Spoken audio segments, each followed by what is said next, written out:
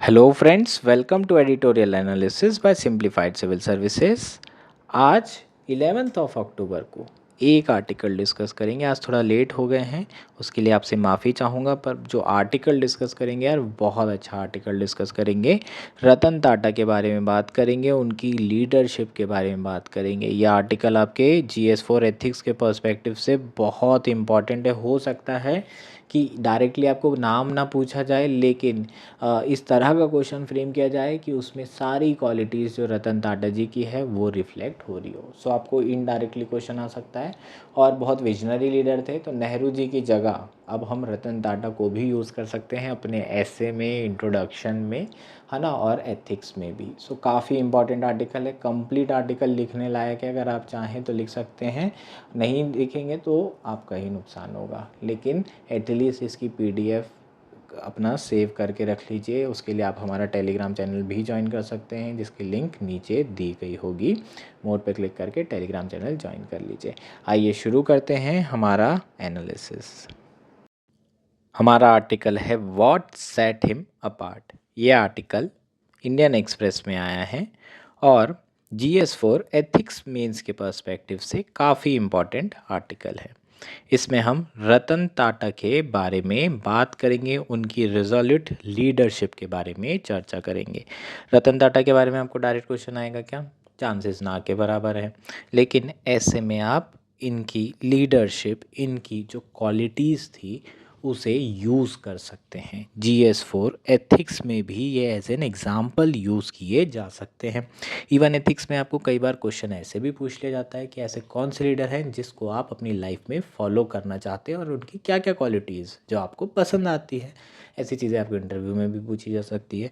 सो रतन टाटा के ऊपर एक बढ़िया से नोट्स बना लेना, मुझे लगता है कि ये अच्छा डिसीज़न होगा। और ये आर्टिकल में बहुत अच्छे पॉइंट्स दिए हैं, इसके आप पूरा का पूरा आर्टिकल भी लिख सकते हैं, और अगर चाहें तो जो मैंने पॉइंट्स हाईलाइट किए एटलीस्ट उसको तो आप लिख ही सकते हैं। शुरू कर लेते हैं article. It is impossible to fully capture all that Ratan Tata, RNT, as he was affectionately called, embodied. Words cannot adequately describe a person of his stature and quality. So यहाँ कहा जा रहा है कि पॉसिबल ही नहीं है कि जो रतन टाटा हैं उनकी उनमें जो इतनी इमेंस क्वालिटी थी, इतनी ज़्यादा क्वालिटी थी, उसको हम वर्ड्स के थ्रू यहाँ पर एक छोटे से आर्टिकल में डिस्क्राइब कर सके। वो पर्सन जिसका इतना बड़ा स्टेचर था उसको आप एक आर्टिकल में नहीं डिस्क्राइब कर सकते। He was a remarkable ambassador for India. His sophistication and ability to connect with people from all over the world as a global citizen put everyone at ease. So basically अगर हम India की तरफ से भी बात करें और as a general भी बात करें तो वो इंडिया के लिए ग्लोबल एम्बेसडर थे और पूरे दुनिया में उनको पूछा जाता था। अगर आप बिज़नेस क्वार्टर में बात करेंगे तो जितने भी बिज़नेस पर्सन होते थे वो हमेशा, अगर इंडिया विज़िट कर रहे हैं, प्राइम मिनिस्टर से मिलेंगे। उसके बाद जो भी हाई ऑफिशियल्स मीटिंग होगी वो की जाएगी, और फाइनली एक ना एक बार जो है वो रतन टाटा जी से ज़रूर मिलकर जाते थे। सो globally he is a ambassador for India. Unofficially बोल सकते हैं ऑब्वियसली, क्योंकि ब्यूरोक्रेट नहीं थे, लेकिन still he was an ambassador for India. In fact, a visit to India was incomplete without a meeting with him on an itinerary. He represented the best of India. They were all struck by his vision, his frankness, his humility, his grace and his humor.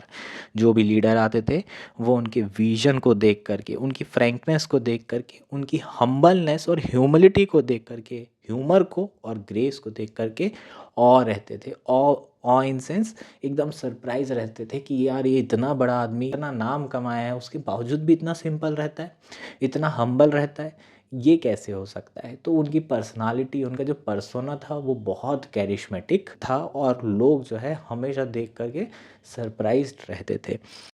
Meetings were typically conducted alone, with at most note taker always on time, and he always walked with us to lift to see us off. Over time I learned from him what it takes to be tall leader and an ambassador for India. So इतनी humility थी कि अगर कोई भी मिलने आता था तो उन्हें बाहर तक छोड़ने जाना, और कहीं ना कहीं ये इंडियन कल्चर है, अगर हमारे यहाँ कोई भी मेहमान आता है तो हम उसे बाहर तक छोड़ने जाते ही जाते हैं। और इतनी ज़्यादा एज के बावजूद भी आपने वीडियोस देखा होगा, वो हमेशा बाहर तक जो भी उनसे मिलने आता था उन्हें छोड़ने ज़रूर जाते थे। तो इंडिया के कल्चरल को भी उन्होंने बहुत अच्छे से एम्ब्रेस किया था और विश्व पटल पर उसको आगे बढ़ा भी रहे थे। R&T humility was extraordinary. Accompanied by a quiet shyness in the early years, he would greet a liftman or waiter at a restaurant with the same respect he shows any dignitary. So अगर उनके humility का example देना हो, है ना, आपको question आ सकता है ह्यूमिलिटी के बारे में और फिर आपको वहाँ एग्जाम्पल देना हो, तो आप क्या कर सकते हैं, रतन टाटा का एग्जाम्पल दे सकते हैं। उसमें आप बता सकते हैं कि वो जिस तरीके से एक वेटर को ग्रीट करते थे या फिर एक ऑर्डिनरी पर्सन को ग्रीट करते थे, उसी तरीके से वो एक डिग्निटरी को भी उतनी ही रिस्पेक्ट शो करते थे। सो कॉमन मैन से लेकर के हाईली प्रिविलेज्ड जो पावर में बैठा हुआ आदमी है, दोनों को सेम तरीके से ट्रीट करना ये शो करता है कि वो कितने हम्बल थे और ग्राउंडेड पर्सन थे। He carried his own heavy bag onto the aircraft, never one to have people fussing over him. So चाहते तो किसी को भी बोल सकते थे, अरे मेरा बैग रखवा दो यार, है ना। नॉर्मली हम जाते हैं तो सोचते हैं कि एक आदमी रख लिया जाए जो अपना बैग पकड़ के जाए। कोई भी बड़ा आदमी आप देख लो, जितने बड़े इंडस्ट्रियलिस्ट होते हैं, कभी अपना बैग खुद से उठा के जाते हैं क्या? नहीं। लेकिन इतने हम्बल पर्सन थे कि अपना बैग खुद लेकर जाते थे। अपना जो काम है वो किसी और से नहीं करवाते थे और ये कहीं ना कहीं उनकी जो ह्यूमिलिटी है वो शो कर रहा है। नेक्स्ट है, then there was his love for car and planes, clearly evident from his leadership at Tata Motors and a bid for Air India back in 2000. सो उनका जो प्रेम है कार के लिए वो तो हमारे पास ऑलरेडी हमें दिख रहा है। टाटा मोटर्स हर इतनी सक्सेसफुल कंपनी है, उसकी कार की क्वालिटी इतनी अच्छी होती है। बाकी जो कार बन रही है उसके अगर आप कंपैरिजन में टाटा की बात करें तो उसके जो सेफ्टी फीचर्स हैं वो हमेशा टॉप लेवल के होते हैं। लोगों की सेफ्टी को प्राथमिकता दी जाती है, लोगों की जान को प्राथमिकता दी जाती है। हो सकता है कि सुंदर ना हो कार, लेकिन हमेशा टाटा की गाड़ी में आपको सेफ्टी मिलेगी। तो सेफ्टी फर्स्ट, लोगों की चिंता पहले, ये एक अच्छे लीडर की निशानी है, एक बड़े विशनरी लीडर की निशानी है। उसके अलावा नैनो का भी आप एग्जांपल दे सकते हो, किस तरीके से उन्होंने नैनो के थ्रू जो मिडिल क्लास है उनके सपने को साकार किया। मिडिल क्लास लोगों इतना ज़्यादा महंगी गाड़ी अफोर्ड नहीं कर सकते थे, लेकिन हमेशा मिडिल क्लास लोगों का एक सपना होता है कि यार अपनी एक कार होना चाहिए। तो उस सपने को भी उन्होंने नैनो के थ्रू पूरा किया। एयर इंडिया की अगर बात करें तो उससे रिलेटेड एक बहुत अच्छी स्टोरी दी गई है, इस स्टोरी को आप लिख भी सकते हैं, है ना। लगभग 25 साल पहले ऑलमोस्ट एयर इंडिया का प्राइवेटाइजेशन होने ही वाला था। Tata Singapore Airlines consortium was on the short list, even the prefer bidder, but the trade union were against it. They feared lay off and private sector style of management. It did not take long to persuade the R&T to meet with the trade union and employees. By the end of true interaction, he had charmed a hostile audience, even when the liftman in the Air India building at Nariman Point was asking when Tata would take over Air India and saying they believed this was the right step for the airline. So 25 साल पहले की बात है, 2000 की बात है। Almost जो है टाटा सिंगापुर एयरलाइन कंसोर्टियम क्या कर रहा था, एयर इंडिया को प्राइवेटाइज एक्वायर करने वाला था। ऑलमोस्ट हो गया था कंफर्म एक्वायर कर रहे, लेकिन उस समय जो ट्रेड यूनियन थे और जो एम्प्लॉयज़ थे वो अगेंस्ट में थे। उन्हें डर था कि क्या पता जो प्राइवेटाइजेशन हो जाए तो हम लोगों को बाहर कर दिया जाए और फिर हो सकता है कि जो जॉब की सिक्योरिटी सरकार देती है वो प्राइवेट सेक्टर ना दे। सो कहीं ना कहीं जो ट्रेड यूनियन है, जो एम्प्लॉयज़ हैं, उनमें डर था। रतन टाटा जी तुरंत जो है ट्रेड यूनियन और एम्प्लॉय से मिलने गए। सिर्फ 2 मीटिंग के बाद सारे लोग ऑलमोस्ट जो है जितना भी ट्रेड यूनियन का एम्प्लॉय था वो सारे के सारे लोग इस बात से सहमत हो गए कि अगर टाटा जो है एक्वायर करेगा एयर इंडिया को तो कोई दिक्कत नहीं आएगी उनकी जॉब में। सो इतनी ज़्यादा हॉस्टिलिटी थी पहले, और तुरंत जो है अपने कैरिशमेटिक लीडरशिप के थ्रू उन्होंने इस हॉस्टिलिटी को चेंज किया और ये जो टेक ओवर था ऑलमोस्ट होने ही वाला था, लेकिन लास्ट मोमेंट पे जो सिंगापुर एयरलाइंस हैं उन्होंने पुल्ड आउट कर लिया था। वो लास्ट स्टेज में होता, नहीं तो 2000 में ही एयर इंडिया क्या हो सकता था, प्राइवेटाइज हो सकता था। हालांकि थोड़ा समय तक पेशेंस रखना पड़ा रतन टाटा जी को, लेकिन फाइनली एयर इंडिया को वापस टाटा ने एक्वायर कर ही लिया।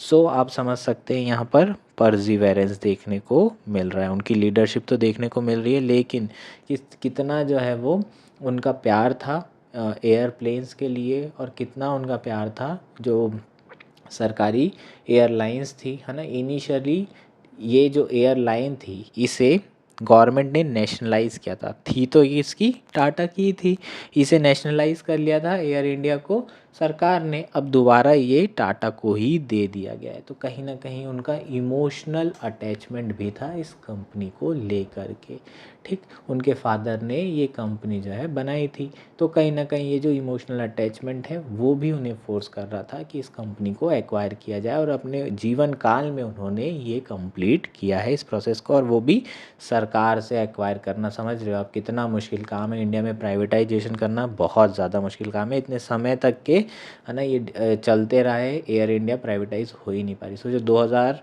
से चल रहा है, 2025-24 तक के जो है ऑलमोस्ट ये सारी चीज़ें कंप्लीट हुई है। His passion for environment was unmistakable and evident through the best practices the Tata group company embrace, है ना। तो आप देख सकते हैं जो टाटा ग्रुप कंपनी है वो एनवायरनमेंट सस्टेनेबिलिटी को काफ़ी ज़्यादा सपोर्ट करती है। Whenever our conversation shifted towards environmental friendly practices और emerging trend in sustainability, you could see his eyes light up, है ना। राइटर ये कह रहे हैं कि जब भी हम एनवायरमेंटल सस्टेनेबिलिटी की बात करते हैं हमेशा उनके चेहरे में एक चमक आ जाती है। When it came to supporting Swachh Bharat, R&T was hands-on. Tata Trust team up with the government to build a group of young professionals, the Jila Swachh Bharat Preraks, who would work in every district to push forward the ODF, open defecation free mission, ठीक है। तो सरकार ने टाटा के साथ मिल कर के जो है यंग प्रोफेशनल को ट्रेनिंग दी थी, जिला स्वच्छ भारत प्रेरक्स, ठीक है। और हर ज़िले में कोशिश की गई थी कि लोगों को मोटिवेट किया जाए, उनका एटीट्यूड बदला जाए, ताकि ओपन डेफिकेशन फ्री बनाया जाए हर ज़िले को।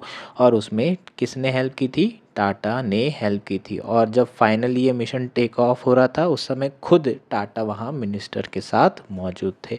लगभग टाटा जो ट्रस्ट है उन्होंने 600 लोगों को स्किल्ड किया था और उसकी फंडिंग की थी, ठीक। सो यहाँ पर आप एनवायरनमेंट के प्रति वो कितने जो है जागरूक थे, कितने अवेयर थे, और कितना उस पर फोकस था उसके बारे में लिख सकते हैं, प्लस ये एग्जाम्पल भी दे सकते हैं। नेक्स्ट बात करेंगे, the Tata building at Harvard business school speaks to the global brand of Tatas and indeed India business and does us proud. So Harvard business school में टाटा की अलग से एक बिल्डिंग है, तो अपने आप में आपको समझ में आ सकता है कि ये टाटा जो है कितना बड़ा ग्लोबल ब्रांड है और इंडिया को रिप्रेजेंट कर रहे हैं। What stood out most about R&T was his exceptional ability to inspire through quite yet resolute leadership. हमेशा ऐसा आपने देखा होगा कि लीडर्स जो है थोड़े वोकल होते हैं, लेकिन रतन टाटा शांत स्वभाव के थे, बहुत ज़्यादा नहीं बोलते थे, लेकिन उन्होंने हमेशा अपनी लीडरशिप से लोगों को इंस्पायर किया। He was never loudest voice in the room but his words carried immense weight, है ना। ऐसा नहीं कि सबसे ज़्यादा लाउडेस्ट वॉइस हो रूम की, पर जब भी एक लाइन बोलते थे तो वो लाइन को सब सुना करते थे। He led by example with a firm belief in integrity, empathy and fairness. हमेशा जो है एग्जाम्पल से लीड किया है उन्होंने, और हमेशा जो भी करते थे उसमें इंटीग्रिटी, एम्पैथी और फेयरनेस वैल्यूज़ आपको रिफ्लेक्ट होते दिखेगी। He had this incredible neck for balancing vision with practical action. ऐसा नहीं कि इस विजन बहुत आइडियलिस्टिक है, उनके जो एक्शन होते थे वो प्रैक्टिकल होते थे और दोनों को बैलेंस करके चलते थे। जैसे नैनो उन्होंने बनाने का विजन किया और उसे कंप्लीट भी किया, ठीक है। So whether in business decision और सोशल कॉज, हमेशा चीज़ों को बैलेंस करके चलते थे, एक्सट्रीम लेवल पर नहीं लेकर जाते थे और प्रैक्टिकल भी थे, प्रैग्मेटिक भी थे और साथ में विजनरी भी थे। People followed him not because they had to but because they believed in him and his mission. His leadership style was one that empowered others, always trusting his team and encouraging them to take ownership. He was both a mentor and visionary, leadership qualities of a high order that set him apart. So ये पूरा paragraph यार लिख लो, as it is copy कर लो. सो उनकी जो leadership ability थी, जो leadership quality थी वो बहुत हाई ऑर्डर की थी और वो उनको बाकियों से अलग किया करती थी. लोग उन पर भरोसा किया करते थे, ब्लाइंडली फॉलो किया करते थे कि अगर टाटा बोल रहा है तो फिर तो सही होगा ही होगा. इतना ट्रस्ट अगर किसी पर्सन पे है तो over the period of time आता है. आज आप टाटा के शेयर उठा लीजिए, कोई भी आपको बोलेगा कि यार मुझे सेफ़ जो है इन्वेस्टमेंट बताओ, तो सबसे पहले लोगों के मुँह से निकलेगा टाटा के शेयर ले लेना भाई. तो वो कहाँ से आया है? वो इतने साल की इनकी जो मेहनत है, हार्डवर्क है, उससे आया है. इनकी कंपनी ने जो अचीव किया इनकी लीडरशिप के अंदर, उससे आया है. सो कहीं ना कहीं ये सालों की मेहनत है जो आज हम लोग देख रहे हैं, रतन टाटा जी. ठीक. सो ये आपका पूरा का पूरा आर्टिकल हो जाएगा. होपफुली ये सारी चीज़ें क्लियर है. मैं होता तो ये आर्टिकल पूरा लिखता है यार. GS4 एथिक्स में ये बहुत काम का है ना. एक दो अपने एग्जाम्पल बना के रखो, ऐसे में इसको चिपकाना ही चिपकाना है. इवन ऐसे के इंट्रोडक्शन में भी आप यूज़ कर सकते हो एज अ लीडरशिप के एग्जाम्पल में. एज अ विजनरी लीडर के नेहरू जी को तो सभी करते हैं, आप जो है एज अ रतन टाटा भी यूज़ कर सकते हैं. थोड़ा अलग हो जाएगा, ज़्यादा मार्क्स आएंगे अगर कुछ नया दिखता है तो.